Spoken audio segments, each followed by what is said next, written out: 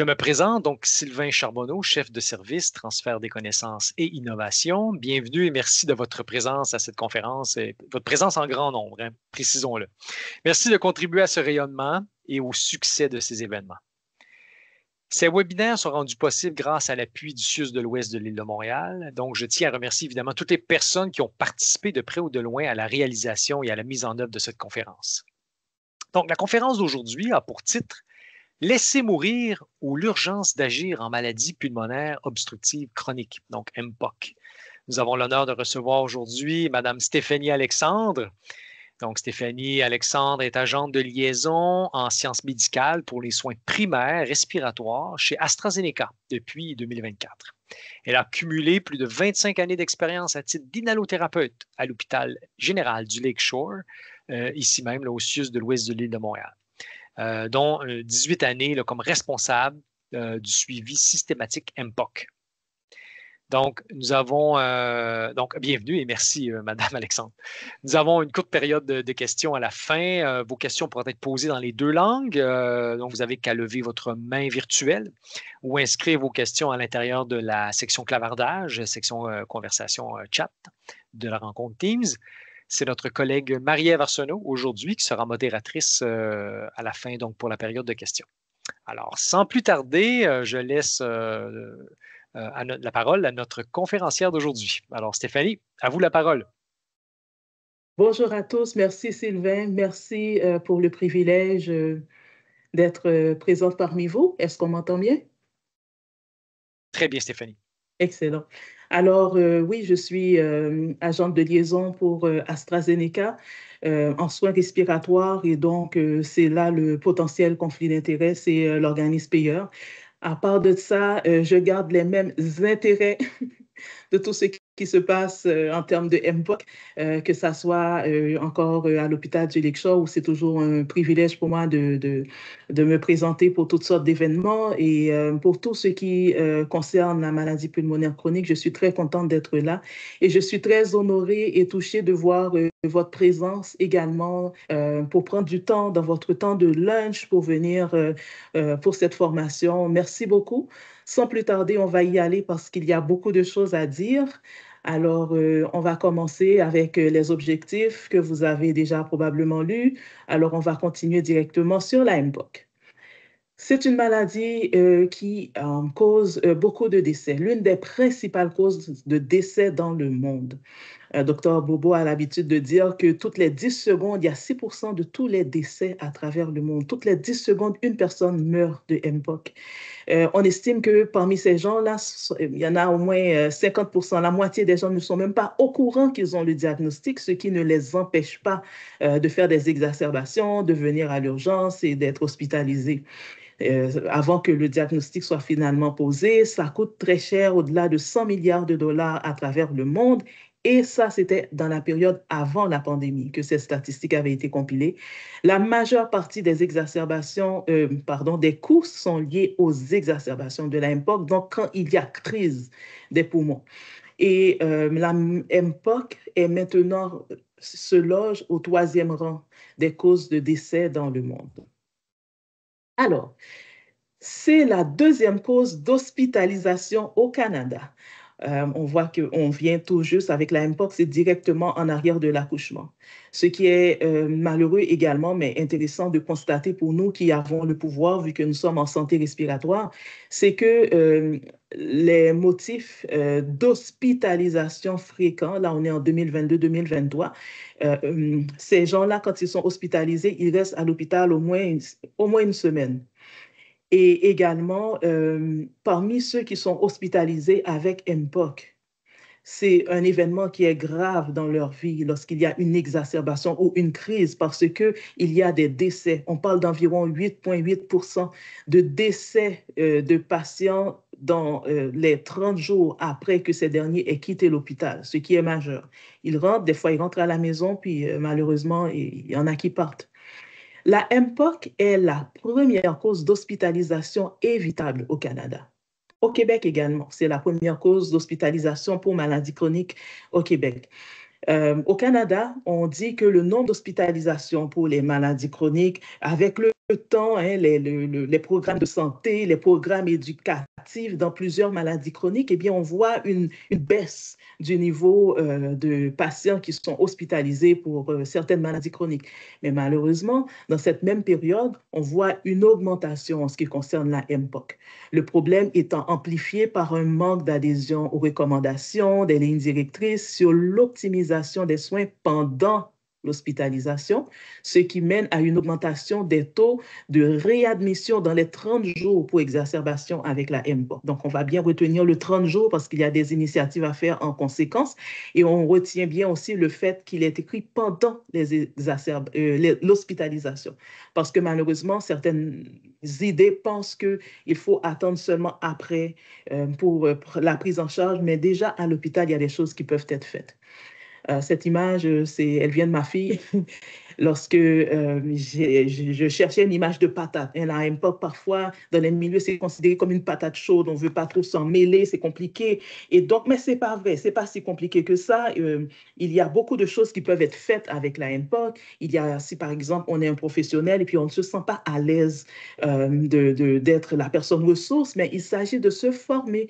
Il y a, par exemple, les cours au RQSR qui peuvent nous permettre de nous sentir mieux outillés lorsqu'on prend la formation pour les éducateurs en santé respiratoire. Soit dit en passant, le RQSR est le seul organisme dans toute l'Amérique du Nord qui forme en français pour les maladies respiratoires comme la MPOC.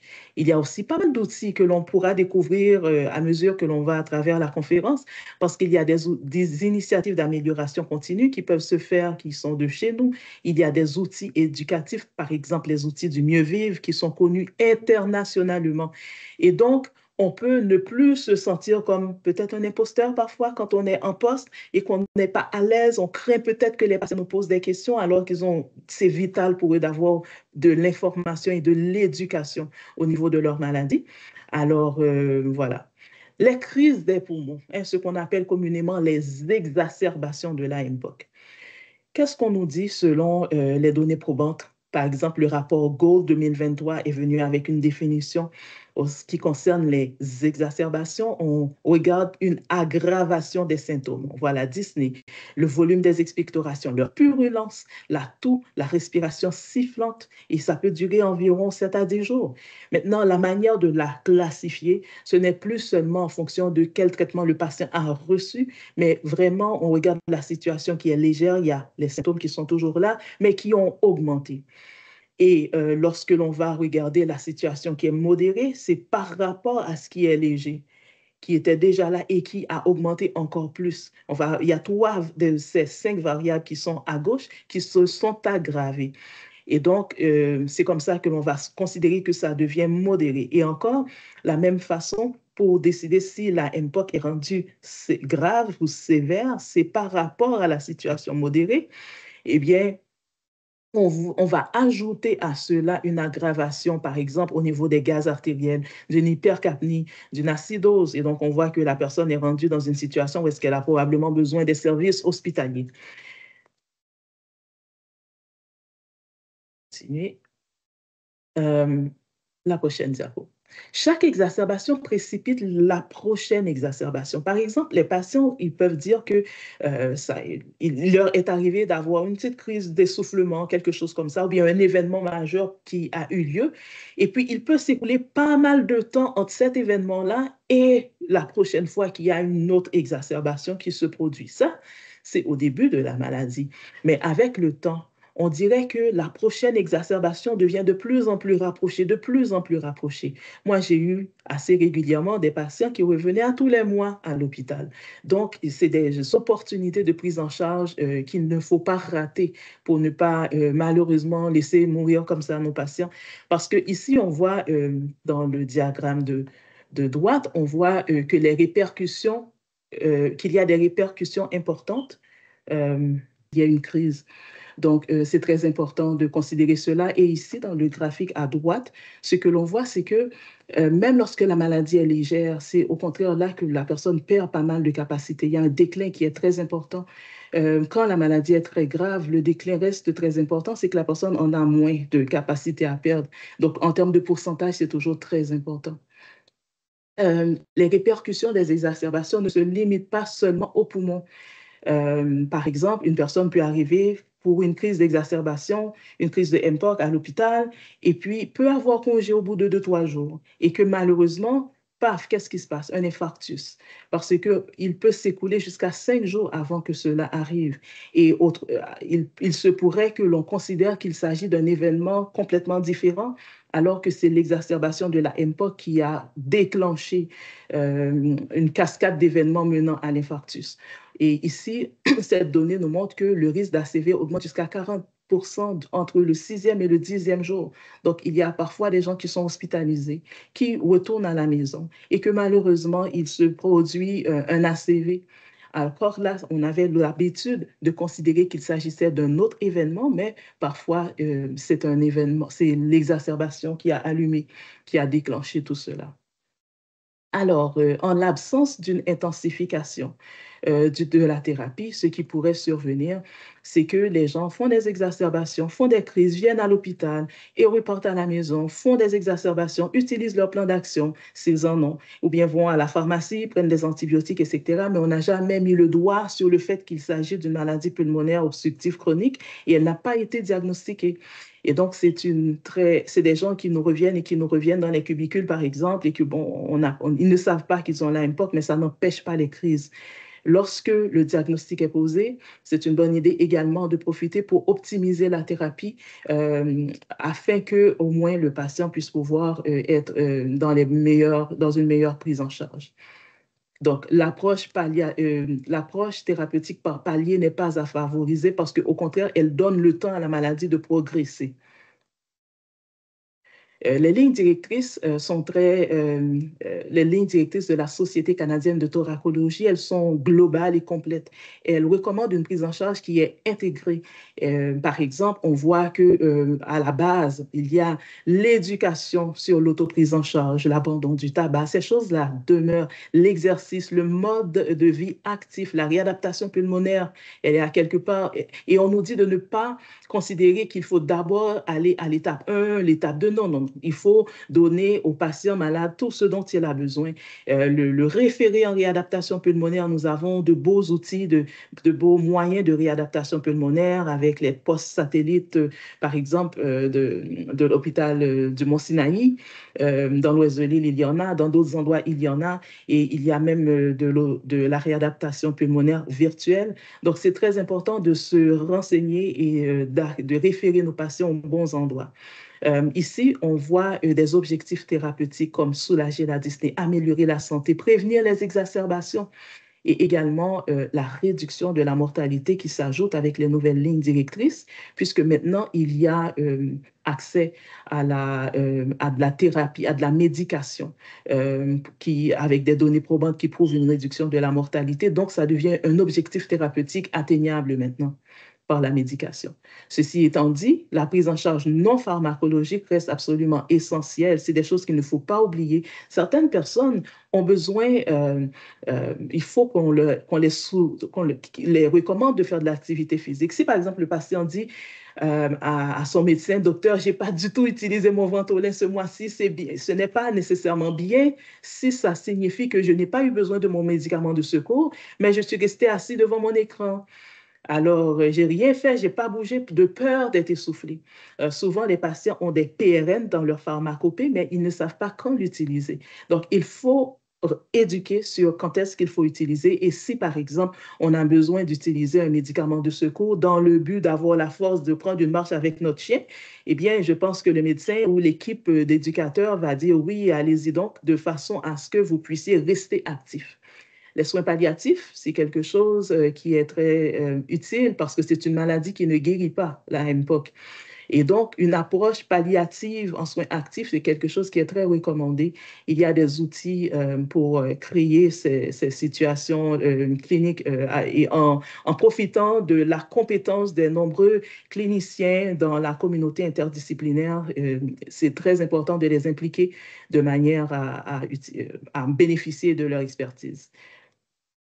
De nombreux patients viennent à l'urgence ou bien sont hospitalisés et ils repartent. Ils passent à travers le système et repartent malheureusement sans obtenir le soulagement nécessaire, sans par exemple avoir que leur médication soit revisitée ou bien optimisée. Parce que maintenant, avec les lignes directrices, on regarde beaucoup que si jamais il y a des personnes qui font des exacerbations, il faut éviter cela. On a des objectifs thérapeutiques à atteindre. Donc, il faut prendre l'opportunité, remarquer que lorsque la personne arrive, c'est une opportunité d'optimisation de sa thérapie. Avant d'escalader pour un autre traitement, est-ce que déjà ce que cette personne avait, elle était capable de le prendre? Est-ce qu'elle avait reçu l'éducation nécessaire? Est-ce qu'elle en avait l'habileté?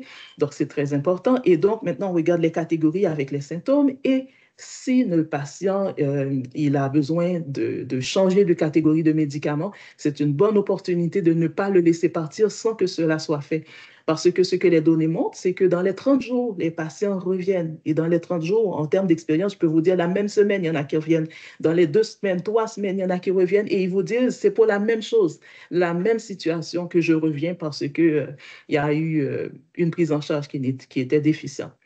Maintenant, des données qui nous vont droit au cœur. Euh, les patients atteints de MPOC, eh bien, ils ont un risque beaucoup plus important de manifestations cardiovasculaires majeures. Ici, on compare une personne qui a la MPOC, dans le graphique de droite, à une personne qui, en plus d'avoir la MPOC, a aussi une coronaropathie, ou bien une angine, ou bien une insuffisance cardiaque. Vous voyez les risques d'avoir un événement cardiovasculaire majeur indésirable, 3 fois pratiquement plus élevé que lorsqu'on a simplement une maladie cardiovasculaire. Lorsque la MPOC s'invite, alors ça complique la situation.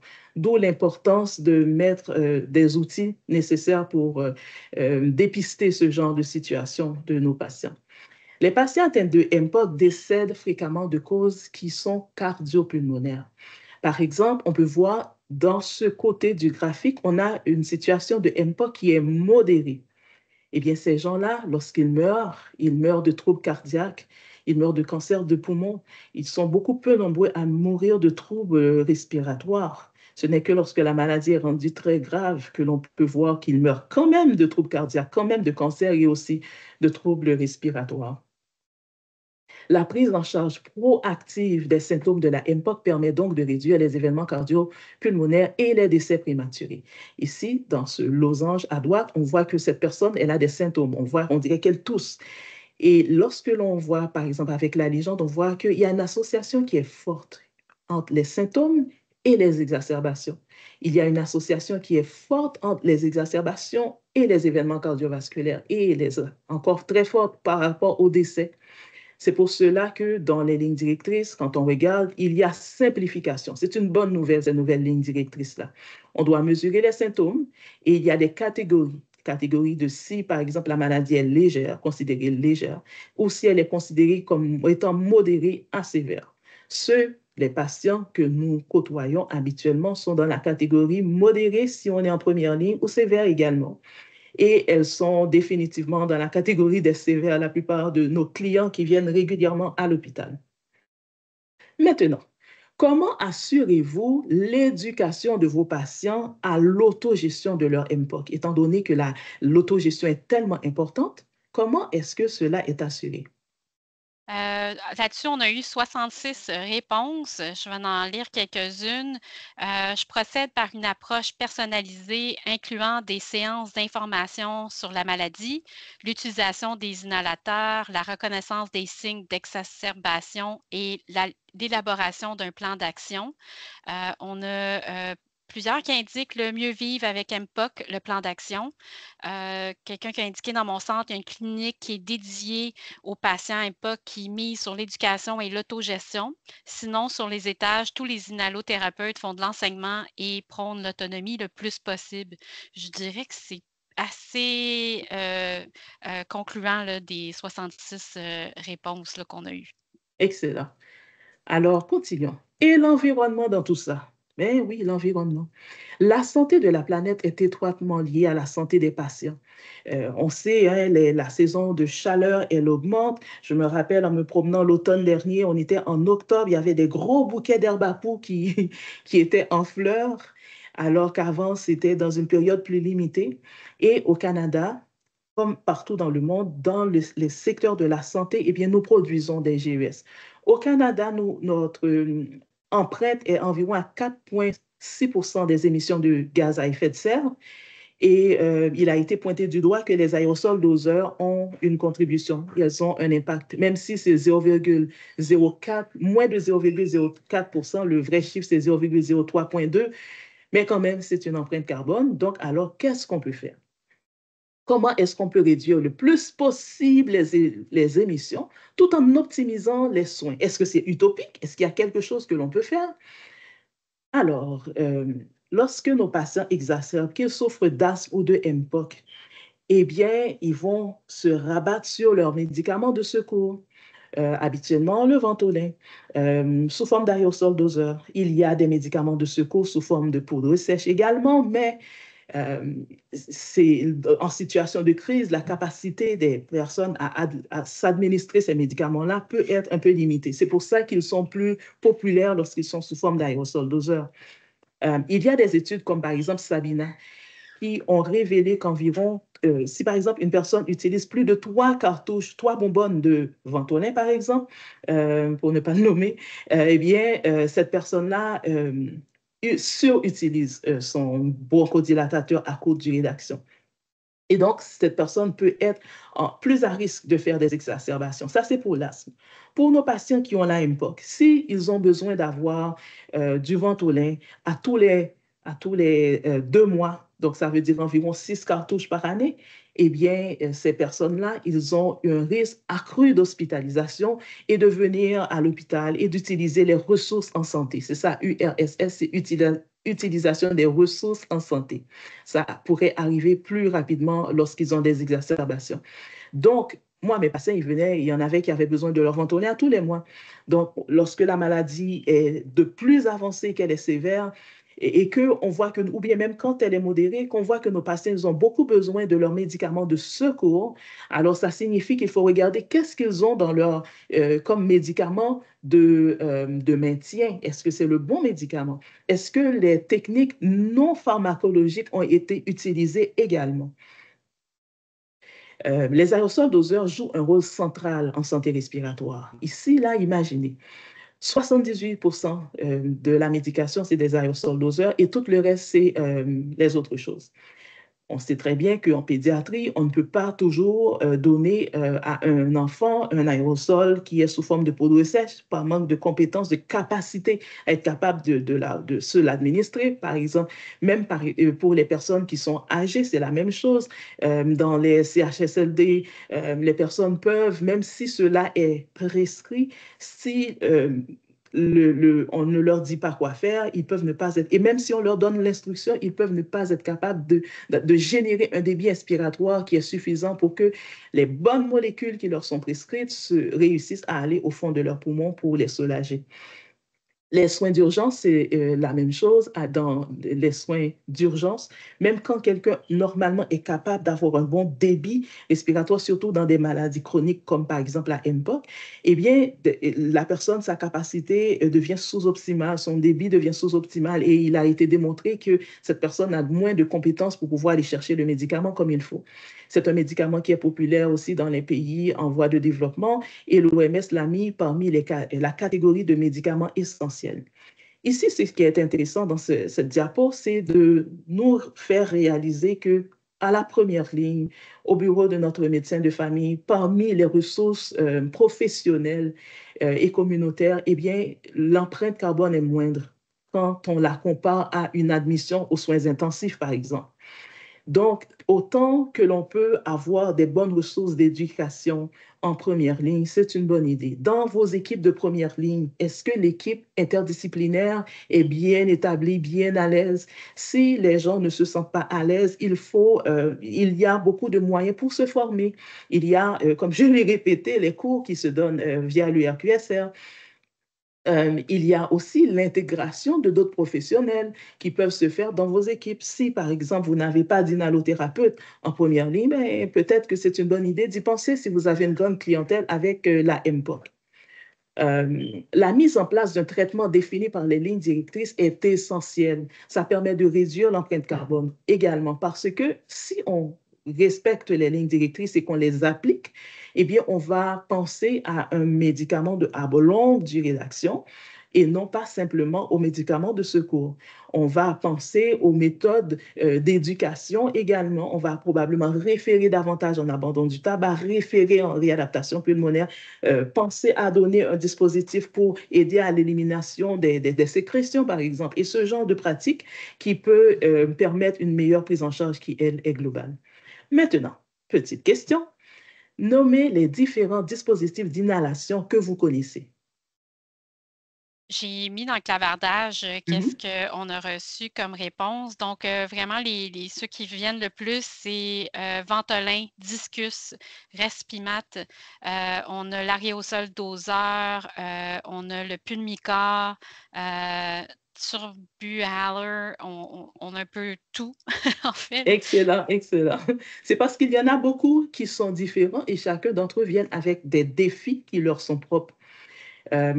Ici, au Québec, à l'Institut du CUSUM à Montréal, à l'Institut thoracique de Montréal, ils ont fait une étude sur le débit inspiratoire de pointe. Et puis, ils ont fait aussi des tests de spirométrie à chaque personne qui venait dans leur clinique externe parce qu'ils voulaient vérifier c'est quoi le débit de pointe de ces personnes-là. C'est une valeur qui est critique pour savoir si les magnifiques molécules de médicaments que l'on prescrit aux patients, s'ils sont capables de les avoir réellement au fond de leurs poumons. Et donc, alors que la thérapie est efficace ou pas. Alors, ils se sont rendus compte que 28% des patients atteints affichaient un débit inspiratoire sous-optimal. Ce qui est vraiment énorme. Regardez la constitution pour les femmes, le calibre de nos voies aériennes, il est différent du calibre des hommes qui est beaucoup plus volumineux que celui des femmes. On a remarqué que le VMS réduit les personnes qui ont un VMS qui est petit, donc une maladie qui est sévère ou très sévère, les personnes qui sont de petit poids, eh bien, ces personnes-là ont tendance ils ont des facteurs de risque repérables. Donc, on peut observer et se dire, ah, ces personnes-là, probablement que leur débit inspiratoire est sous-optimal. Donc, parmi les nombreux dispositifs qui existent, quand vient le temps de recommander un inhalateur à quelqu'un, il faut s'assurer que cette personne-là est capable d'aller chercher le médicament de l'inhalateur et de l'amener à ses poumons, de se l'administrer adéquatement. C'est une donnée qui est très critique. Et j'ai demandé, parce que dans la publication, j'ai vu les noms des chercheurs qui ont contribué et j'ai vu le nom d'une collègue inhalothérapeute et donc je l'ai appelée. Et je lui ai demandé comment est-ce que vous avez fait pour que les inhalothérapeutes vérifient le débit inspiratoire. Ils ont utilisé le dispositif qui s'appelle InDial Check parce que dedans, il y a le spectrum de toutes les nombreuses forces de débit inspiratoire nécessaires pour activer les différents dispositifs d'inhalation qui existent sur le marché, par exemple au Canada. Et donc, ça leur permettait de vérifier. Ils m'ont dit que cette initiative d'amélioration qu'ils ont eue à travers cette recherche, ils l'ont maintenue. Donc, autant sur les étages que dans les cliniques externes, lorsqu'il faut prescrire des inhalateurs aux patients, si c'est un inhalateur sous forme d'aérosol doseur, alors le patient peut toujours avoir un aérochambre. Donc, son débit, même s'il n'est pas bon, va être compensé par l'aérochambre qu'il va avoir. Il peut même avoir un masque avec son aérochambre. Mais lorsqu'il faut que le patient ait un inhalateur sous forme de poudre sèche, là, il faut vraiment vérifier, et eux autres, ils ont maintenu jusqu'à aujourd'hui, ils continuent de vérifier avec l'InDial Check si le patient qualifie pour l'inhalateur sous forme de poudre sèche qui avait été sélectionné. Et là, je me suis amusée à créer, en m'inspirant des ressources du RQSR, ce que nous avons en AMLA, parce que dans nos lignes directrices, on sait que dans la catégorie de MPOC légère, on peut prescrire un AMLA. Eh bien, dans les AMLA, il y a au moins 4 choix de ce que l'on peut faire. Un seul des choix peut être universel, comme dans les groupes sanguins. Dans les groupes sanguins, on a le groupe A, le groupe B, le facteur Rhésus, etc. Mais souvent, ce qui est très utile pour, par exemple, des organismes comme IMA Québec, c'est d'avoir une bonne quantité de sang qui serait du groupe O négatif. Eh bien, il y a une façon que certains dispositifs d'inhalation peuvent être pratiquement comme des O négatifs que donc tout le monde peut utiliser. Eh bien, c'est en utilisant un dispositif, par exemple, sous forme de chambre d'espacement.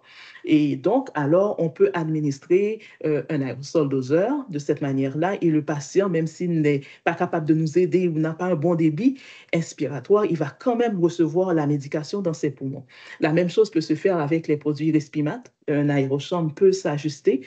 C'est d'ailleurs comme ça qu'à l'hôpital Sainte-Anne, chez les vétérans, depuis 2015, lorsque ces produits-là sont arrivés, on a été capable vraiment d'administrer de la thérapie à longue durée d'action, tandis qu'avant, on était obligé d'avoir seulement de la thérapie à courte durée d'action parce que les inhalothérapeutes qui sont sur les étages, eux, quand ils donnent les inhalateurs, ils se rendent compte si le patient il souffle au lieu d'aspirer, ils se rendent compte si le patient tousse au lieu de faire la bonne technique qui est en réalité de vider les poumons, de mettre l'inhalateur à la bouche et d'aspirer et de garder le souffle 10 secondes, de retirer et de vider. Bien souvent, on passe sur les étages et on n'entend aucune instruction qui est donnée au patient. Or, si le médicament est un bon médicament, mais qu'on n'arrive pas à l'avoir au fond des poumons, alors c'est une pratique qui est inutile et malheureusement qui est lourde pour l'environnement parce que, le dispositif va être jeté pour rien, le patient ne sera pas adhérent et la bonne médication ne sera pas dans ses poumons. Donc, ça vaut vraiment la peine de vérifier que le patient reçoive un médicament qu'il est capable d'obtenir. Il y a aussi la nébulisation humide qui existe. Quand les gens arrivent à l'urgence, j'ai mes collègues au Lakeshore, je pense à Ben Michel pour ne pas le nommer, mais il est capable, avec l'aérogène, de faire des miracles. Donc, ça vaut la peine de regarder dans nos équipes les personnes qui peuvent nous aider à réparer la situation et d'avoir une bonne conscience que le médicament que l'on donne, on peut vraiment l'utiliser, il ne va pas être jeté pour rien.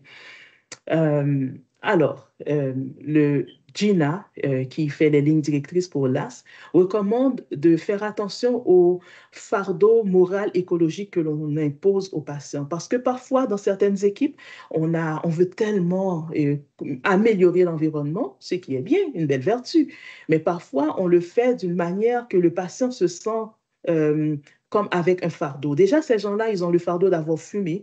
Ils se sentent coupables. Ils croient que c'est eux qui se sont fait ça à eux-mêmes, cette maladie pulmonaire-là. Et donc, si on leur dit que, écoute, tu dois juste prendre ce médicament-là parce que l'autre, ben, il a une empreinte écologique qui est plus lourde que celui-là à côté, et que la conséquence est que notre patient, s'il n'est pas bien traité, il finit par exacerber, aller à l'hôpital, eh bien, on n'aide pas du tout l'environnement là. Là, on augmente la charge que l'on aurait voulu diminuer parce qu'une exacerbation est encore pire et le patient est obligé d'aller, l'empreinte écologique de l'exacerbation est pire que le fait que le patient a utilisé un inhalateur sous forme de poudre sèche ou un inhalateur sous forme d'aérosol doseur. Donc, c'est très important de ne pas faire porter un fardeau induit au patient. Et je me rappelle, docteur Serge Marchand, quand il était venu sur la plateforme Synaptique dernièrement, il a dit que ce que le professionnel va dire au patient et sa confiance dans le traitement, eh bien, ça peut faire toute la différence. Et le patient peut avoir envie de prendre la médication, croire que ça peut l'aider si cela lui a été bien présenté. Donc, le volet éducatif est écologique, en fait. Donc, les 3 R, c'est de réduire, de réutiliser et de recycler. Une petite question pour vous. Comment faites-vous pour réutiliser les inhalateurs? On ne peut pas, en fait, réutiliser. Est-ce qu'il y a des réponses?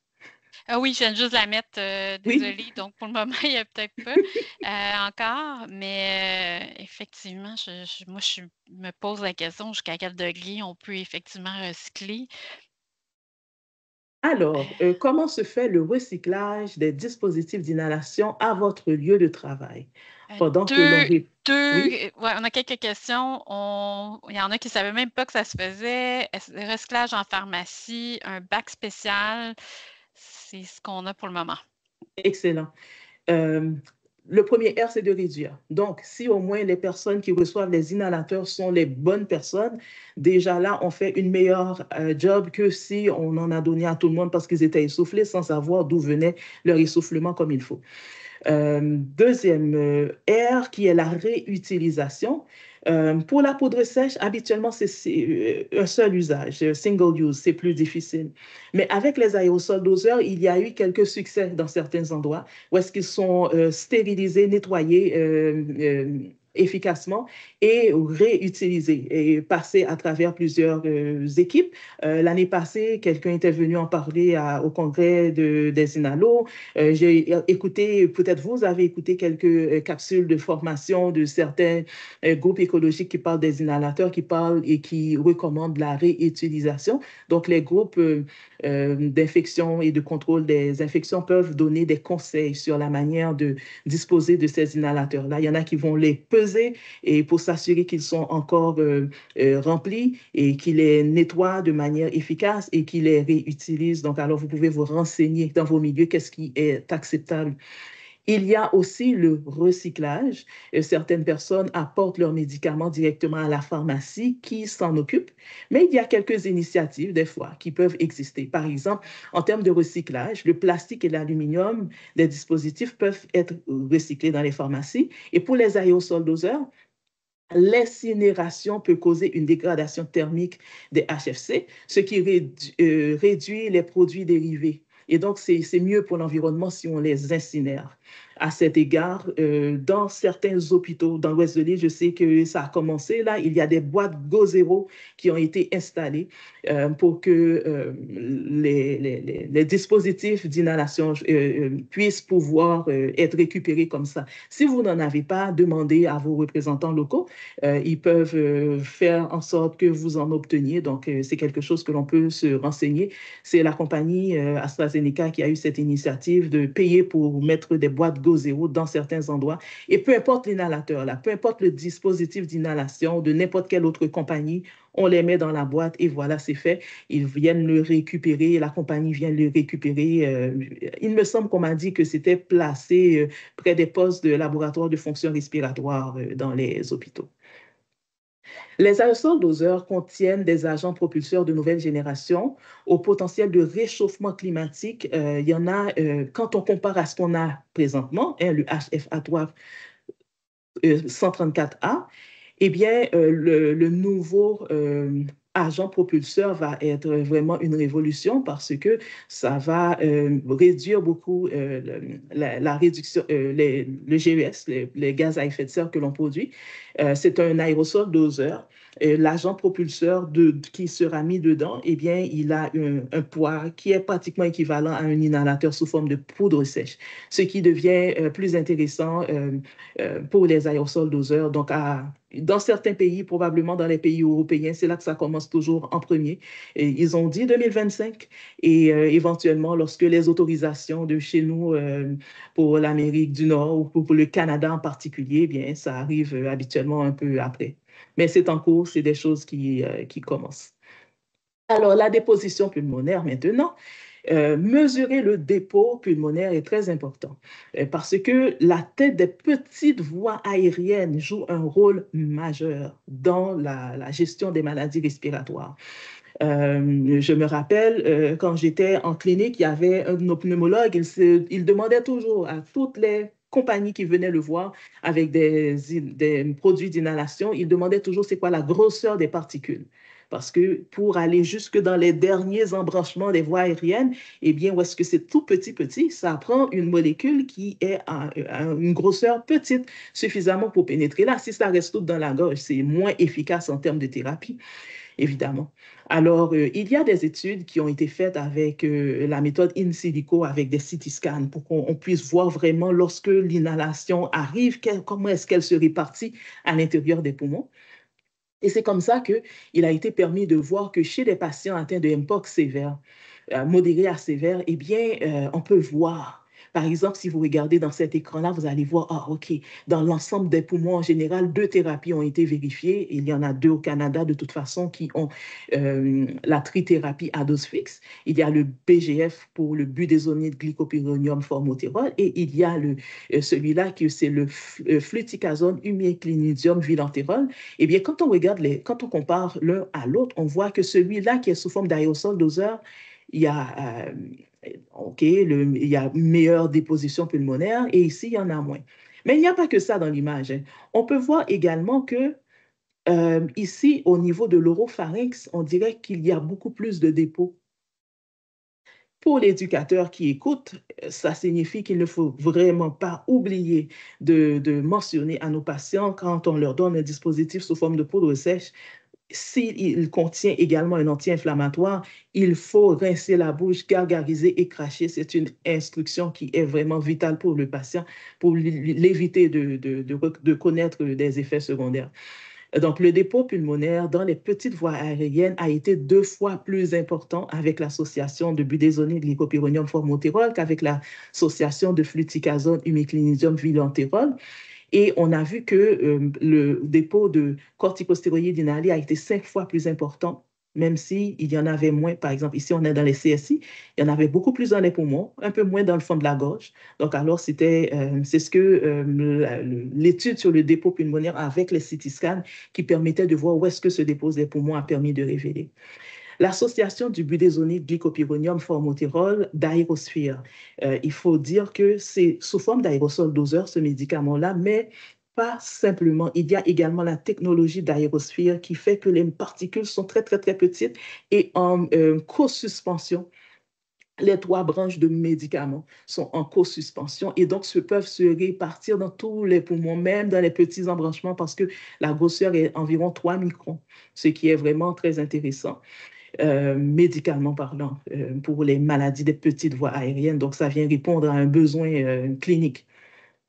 L'inhalateur aérosphère a été aussi étudié en termes de capacité de manipulation parce que nos patients, on leur dit pourtant, vous avez un aérosol doseur, il faut l'agiter. Et des fois, ils vont l'agiter plus ou moins ou ils vont oublier. Eh bien, à cause de la co-suspension des petites particules, même si le patient est moins énergique à agiter son inhalateur, avec l'aérosphère, ça passe quand même. Le médicament peut aller dans le fond des poumons. Dans le délai, hein, une fois qu'on a agité, là maintenant, il faut se préparer, vider les poumons, le mettre à la bouche, aspirer, ou si on utilise un aérochambre, on le met au bout de l'aérochambre et donc on va peser. Certaines personnes vont faire un délai pour toutes sortes de raisons, mais avec la technologie de l'aérosphère, ça ne bypasse cette erreur-là. Et donc, le patient peut avoir efficacement le médicament. Également, les débits. Il y a plusieurs façons de prendre le médicament. Il y en a qui vont y aller lentement. Il y en a qui vont y aller plus rapidement, énergiquement, avec un débit inspiratoire plus élevé. Mais avec la technologie de co-suspension et les particules fines de l'aérosphère, eh bien, on vient bypasser les biais et les erreurs que quelqu'un aurait pu faire avec sa technique, avec le débit également. La trithérapie de budesonide glycopyrronium formoterol a permis de réduire significativement l'utilisation de bronchodilatateurs à courte durée d'action par rapport aux bithérapies. Donc, on se compare souvent avec la duobroncho, par exemple, Amlabala. Une personne sur cette thérapie-là était capable d'avoir besoin de son médicament de secours 71% moins souvent, ce qui est génial. Ça veut dire que le médicament de maintien, il fonctionne bien. Ça veut dire qu'environnementalement parlant, c'est vraiment ce qu'on recherche. On recherche que le médicament de secours fonctionne suffisamment bien pour éloigner le patient du médicament de secours. Et donc, on imagine qu'on l'éloigne également des exacerbations. Les données ont été probantes là-dessus. Et concernant le ICS-BALA, donc le corticostéroïde inhalé et BALA, l'équivalent par exemple du Zanil, du Senbicor ou ce genre de médicaments-là, ben, 50% de moins besoin de son médicament de secours quand on utilise la trithérapie sous forme de budesonide glycopyrronium formoterol sous forme d'aérosphère. Il y a certaines différences. On se dit, ben, coudonc, qu'est-ce qui se passe? Comment ça se fait? Ben, on a remarqué qu'au niveau des composantes et au niveau du dispositif, par exemple, au niveau des composantes, il y avait des différences physico-chimiques et pharmacologiques. Le budesonide étant moins lipophile que le fluticasone, ce qui a fait une meilleure absorption. Également, au niveau de l'immunité, ça a renforcé l'effet anti-inflammatoire dans le système vasculaire. Parmi les différences au niveau du dispositif et de l'administration du médicament, bien, il y a des études qui datent. Par exemple, les compagnies, ils ont autant des dispositifs d'inhalateurs sous forme de poudre sèche que sous forme d'aérosol doseur. Il y avait une étude qui avait été faite sur l'Adver qui est sous les 2 formes en discus et en aérosol doseur. Et ainsi, on a pu voir que lorsque il y avait une déposition pulmonaire qui était favorable quand on compare le discus sous forme de poudre sèche versus l'aérosol doseur. Et donc, il y a également cette étude que je vous ai montrée rapidement avec l'imagerie respiratoire fonctionnelle. On voit que le dépôt est différent, dépendamment du moyen qui a été utilisé. Maintenant, les symptômes de nos patients, eh bien, pour nous, c'est des indices. Par exemple, les personnes qui souffrent de MPOC, eh bien, tout au long que la maladie soit avancée ou pas, tout au long de la journée, ils ont des symptômes. Les personnes qui souffrent de MPOC, ici, nos patients, même si la maladie est légère, elle est modérée ou sévère, ils ont des symptômes à n'importe quel moment de la journée. La dyspnée étant le symptôme le plus ressenti et invalidant parce que c'est comme un étau qui encercle le patient. Je ne sais pas si vous avez déjà vu comment est-ce que dans les émissions pour enfants, on montre un boa constricteur qui étouffe sa proie, comment il fait, il l'encercle et puis à chaque fois que la personne expire, il resserre son étau. La personne expire, il resserre encore l'étau. La personne ou l'animal, il resserre encore son étau. C'est comme ça que ça se passe. Eh bien, la dyspnée, c'est comme un étau qui est toujours là. Le patient essaye d'aller prendre une marche, il se rend compte que, ouf, peut-être qu'il va en faire moins. De brasser de lavage, couvrir le lit, faire son lit, aller passer la tondeuse, c'est toutes des activités qui deviennent coûteuses. Et moins on fait de l'exercice, moins on est capable d'en faire, on perd sa capacité et on ouvre la porte pour que la dyspnée augmente. On se retrouve rapidement dans un cercle vicieux qui peut nous amener à la mort si quelqu'un ne nous sort pas, un soignant ne nous sort pas de là pour nous amener peut-être en réadaptation pulmonaire, pour nous ramener à la vie, ou bien d'optimiser notre thérapie, etc. Alors, il y a des outils, par exemple l'échelle de l'indice de Dyspnée qui peut être utilisé. C'est recommandé d'ailleurs dans nos lignes directrices. Quand une personne est à 2 sur 4, c'est déjà une personne qui juste à marcher normalement, là, s'essouffle. Et n'est pas capable de maintenir le rythme avec une autre personne de son âge. À 3, là, la personne, par exemple, va s'arrêter pour reprendre son souffle. La personne pourrait vous dire, à plus que 2, là, la personne va vous dire, docteur, pour venir chez vous, là, du stationnement à votre bureau, j'ai dû m'arrêter en chemin. Il y a également le fait qu'on voit que la dyspnée diurne le matin. À un moment donné, pendant la journée, les sécrétions embarquent. Il y a les efforts, il y a les crises de panique qui arrivent à n'importe qui, là, qui souffre de maladies respiratoires. Un des outils que j'aimais beaucoup utiliser se trouve dans le Living Well with COPD. On va dans le mieux vivre et on peut imprimer un module comme par exemple SOS en cas de crise d'essoufflement. Les patients appréciaient beaucoup ce type d'études-là que vous pouvez utiliser avec vos patients. Lorsque le patient tousse et crache, c'est visible pour nous, on peut s'en rendre compte. Eh bien, il faut savoir que la moitié de ces gens-là vont exacerber et donc doivent être mis dans notre liste prioritaire. Il y a le CAT, également le questionnaire CAT, et c'est un questionnaire que nous avons parmi les outils dans le CIUS de l'Ouest de l'île, des outils officialisés qui peuvent être utilisés.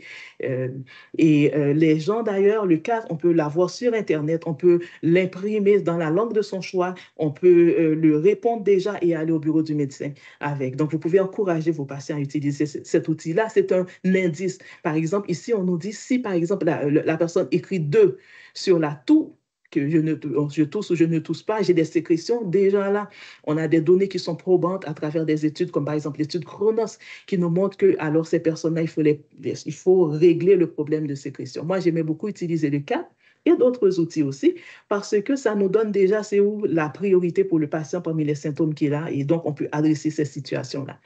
Maintenant, des choses que l'on peut faire, c'est que lorsque les patients ils vont chercher beaucoup leur bronchodilatateur de secours à la pharmacie, lorsqu'ils vont chercher leur plan d'action beaucoup, eh bien, c'est des indices que, ces personnes-là, ils peuvent faire des exacerbations et donc il faudrait les repérer pour leur fournir la bonne éducation.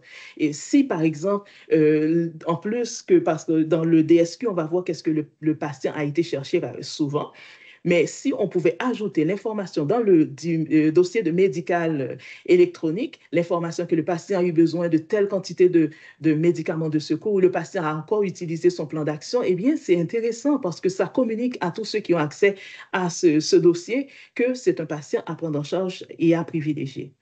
Il y a des études, comme une qui s'appelle Primus, elle a vérifié et elle a vu que lorsque le patient, sa prise en charge se fait dans moins de 30 jours, eh bien, c'est très utile parce que le patient, on pourrait peut-être l'éviter de revenir à l'hôpital. Donc, quand on regarde une prise en charge rapide, une optimisation rapide versus une tardive ou très tardive, ici, c'est une étude américaine, toujours la même, la Primus, on voit que les gens ont été pour la même exacerbation, elle coûte beaucoup moins cher en ressources de santé, en qualité de vie pour le patient, lorsque la prise en charge se fait à l'intérieur des 30 premiers jours suivant le congé. Dans les lignes directrices, on nous recommande de soulager la dyspnée. Donc, le soulagement de la dyspnée devient un objectif primordial. C'est pour cela que les outils comme le CAT, comme le CMR, lorsqu'ils sont utilisés pour pouvoir la mesurer, cette dyspnée-là, on peut la soulager en utilisant le guide que nous offrent les lignes directrices selon l'intensité des symptômes et les risques d'exacerbation pour protéger la vie de nos patients et diminuer leur risque de mortalité. Les ressources locales, je voulais que l'on parle des ressources que vous connaissez. Je ne sais pas si vous avez déjà été sur le site de l'APQ, mais il y a là-dedans de bonnes ressources. L'Association pulmonaire du Québec a de bonnes ressources qui sont déjà sur mesure pour les patients, mesurées avec un langage, un vocabulaire qui est accessible aux patients. Je vous recommande de regarder cela avec vos patients ou de les envoyer vers cette ressource-là. La modification du parcours de soins, l'optimisation de la prise en charge, eh bien, ça peut vraiment réduire les risques de mortalité et d'exacerbation. Et à cela, je pourrais dire, un patient qui a été optimisé, eh bien, c'est un patient qui a été pris en charge d'une manière éco-responsable. Et ça sert au patient pour sa qualité de vie, qu'il ne perd pas son autonomie, qu'il peut garder plus longtemps. Ça sert à la société pour les ressources en santé qui sont économisées. Et ça sert également pour le gouvernement qui a des ressources financières qui sont de plus en plus limitées. Et étant donné les ressources humaines qui elles-mêmes aussi sont plus limitées, c'est une bonne idée de se former si on est placé dans un poste pour pouvoir former et éduquer les patients. C'est intéressant de regarder, de valoriser une interdisciplinarité parmi vos équipes, de penser à la discipline d'inhalothérapie. C'est gagnant. Pourquoi? Ce n'est pas parce que je suis inhalothérapeute que je le dis, je l'ai vraiment vu sur le terrain. Ce qui arrive, c'est que malheureusement, vient un temps où il y a du délestage et qu'on dit, oh, toi, tu t'en vas au diabète, toi, tu t'en vas dans d'autres domaines, et que l'inhalothérapeute est obligé de rester en respiratoire. Et donc, ce que ça a eu pour effet, c'est de stabiliser les services respiratoires aux patients. Donc, je dis ça parce que c'est du vécu. J'espère que cette formation que nous avons a répondu à quelques-unes de vos questions.